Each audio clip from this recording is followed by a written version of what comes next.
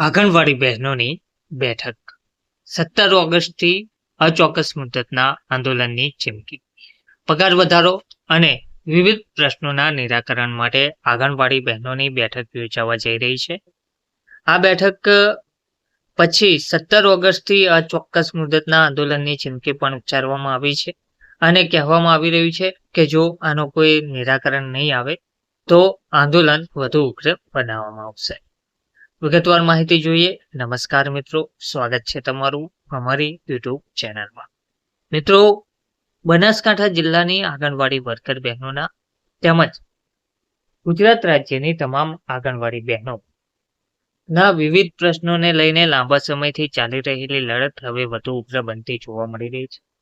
યાત્રાધામ અંબાજીમાં ભારતીય મજદૂર સંઘના બેનર હેઠળ આંગણવાડી વર્કર બહેનો, મંદિરોમાં આઉટસોર્સથી કાર્યરત કર્મચારીઓ તેમજ સફાઈ કામદારોની બેઠક યોજાઈ હતી. બેઠકમાં મોટી સંખ્યામાં મહિલાઓ અને કર્મચારીઓ ઉપસ્થિત રહ્યા હતા.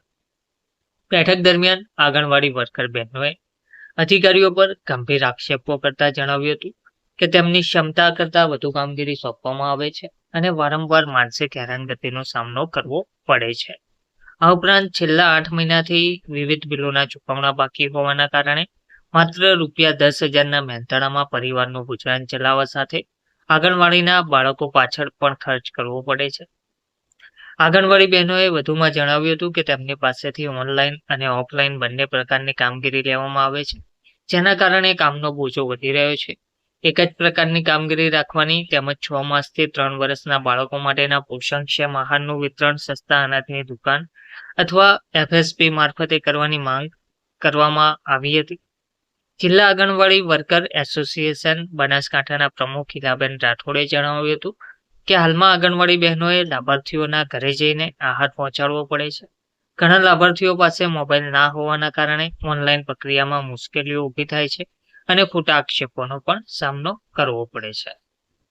ભારતીય મજદૂર સંઘના બનાસકાંઠા મહામંત્રી વનિતાબેન પરમારે જણાવ્યું હતું કે આંગણવાડી વર્કરોના પ્રશ્નોને લઈને નામદાર કોર્ટ દ્વારા અનુકૂળ ચુકાદો આપવામાં આવ્યો હોવા છતાં સરકાર તેનો અમલ કરતી નથી. આ ચુકાદાની તાત્કાલિક અમલવારી કરવાની માંગ સાથે જો સરકાર યોગ્ય નિર્ણય નહીં લે તો આગામી 17 ઓગસ્ટથી અચોક્કસ મુદ્દતના આંદોલનની ચીમકી આપવામાં પણ આવી છે.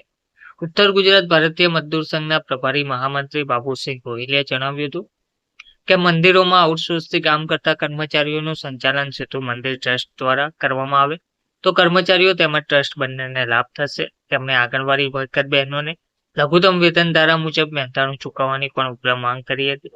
માંગણીઓ નહીં સ્વીકારાય તો ભારતીય મજદૂર સંઘ રાજ્યવ્યાપી આંદોલન કરશે તેવી ચેતવણી પણ ઉચ્ચારી હતી. હવે જોવાનું એ રહેશે કે સરકાર આ અંગે ક્યારે નિર્ણય લેશે. ધન્યવાદ.